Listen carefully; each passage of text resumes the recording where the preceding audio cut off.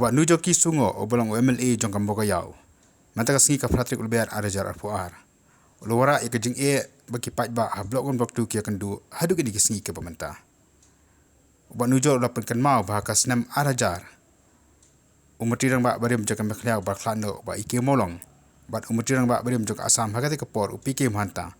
Kila poi sekajing soto jungbut baya kisang khasi ki baha popo blok on blok tu deiban rak biang sapok Meghalaya. Haga juga por ubat Nujor ulah kadauru bahakan dikajing kendu jika niki arngot ki metirang ba barim. Kila rairu bagi DC niki atli ki district kata napok Giant Hills bat napok Karbi Anglong. Kinik pek le kimi iki niki snong. Ki badai ban rak biang syaka jalan Meghalaya. Nilai haduk mentah new voice Snem kelaya. Ki brio niki tai ki snong. Ki yasa sa agajing jenjar agajing syamlanat.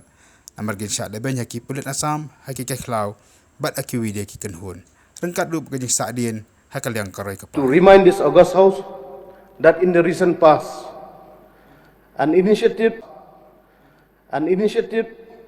was by late Ike Maulong and Sri P.K. Mahanta, the Chief Minister of both of Meghalaya and Assam respectively, had come to an agreement on the 22nd December 2000 on the Meghalaya government request to transfer the villages adjoining to Meghalaya border in area of Block 1 and Block 2, where the Khasi Panar are in majority from Assam to Meghalaya.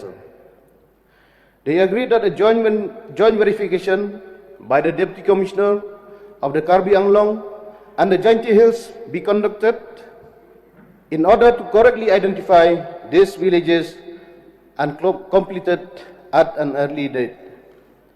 Both the Chief Minister also agreed that as a constitutional requirement, the opinion of both the Autonomous District Council concerned should be obtained.